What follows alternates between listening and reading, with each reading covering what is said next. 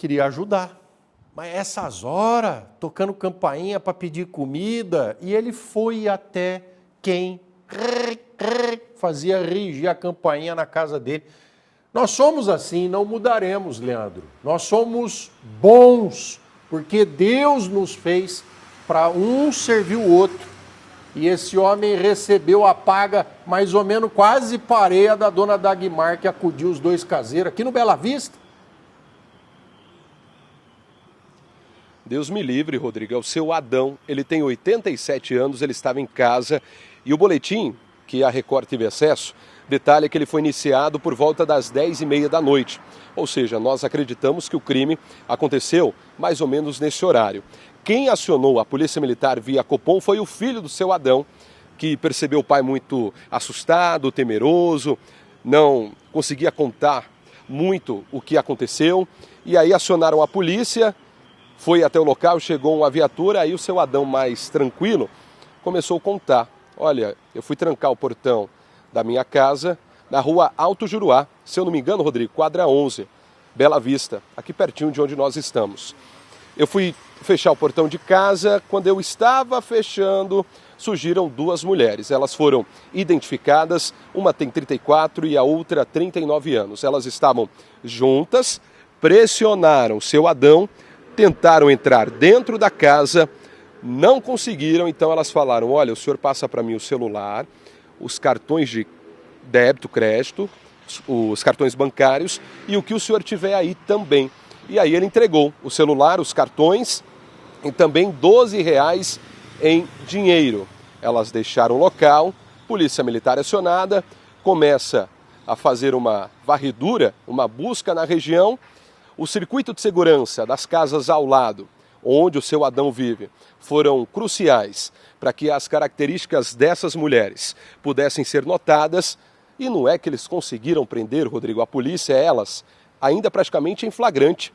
Elas foram localizadas na rua Olavo Bilac, acho que também é no Bela Vista, Olavo Bilac, ou seja, elas ainda estavam ali na mesma região e as duas acabaram sendo presas. Foram trazidas para o plantão policial, ouvidas, uma disse, olha, pratiquei mesmo, a gente teve até uma luta corporal com ele, porque ele não queria entregar os pertences, mas a outra preferiu ficar calada, ou seja, elas vão responder por roubo, artigo 157 do Código Penal, e agora estão à disposição da Justiça. Duas criminosas, e a gente fica até assustado porque ontem, Rodrigo, nós falamos de sequestro relâmpago, e aí mais esse crime acontecendo, e no caso do roubo, nosso Código Penal é mais severo.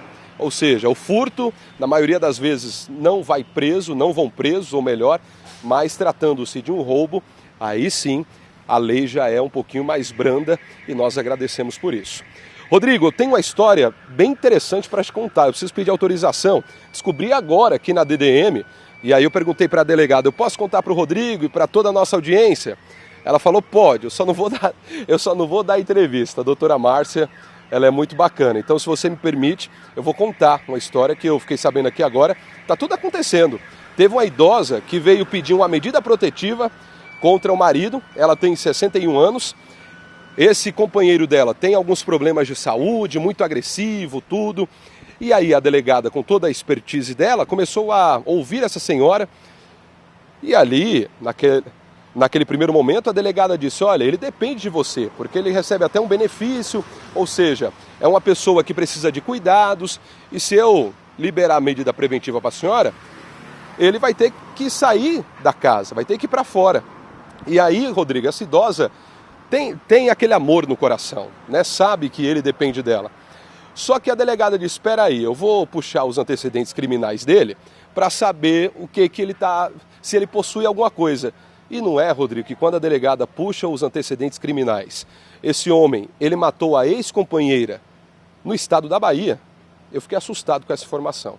A investigadora que está cuidando desse caso, junto com a delegada, acabou de chegar aqui numa viatura descaracterizada, levou esse homem para o IML, ele já fez ali os exames, porque agora ele vai ficar guardado por um tempo aqui em Bauru, até que todo o trâmite seja feito, e para que ele volte para o estado da Bahia, porque foi lá que cometeu o crime. Eu estou tentando ter mais informações para saber quando foi esse crime e como tudo aconteceu. Mas a princípio a delegada disse, olha, ele tem um homicídio, estava sendo procurado, já é um condenado da justiça, só que ele estava vivendo aqui em Bauru com essa mulher e coitada, ela não sabia de absolutamente nada que ele tinha matado a ex-companheira. Agora, evidentemente, Rodrigo, que por conta desse problema de saúde que ele tem, a gente ainda não sabe o que é ao certo lá, se seria uma esquizofrenia, mas o que sabe-se é que ele fica muito agressivo e parte para cima dela durante esse tempo que eles viveram juntos.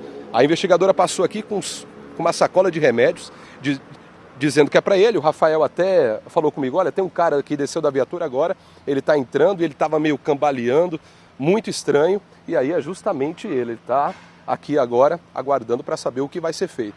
Mas que história curiosa, Rodrigo, por isso eu compartilho com você e com toda a nossa audiência.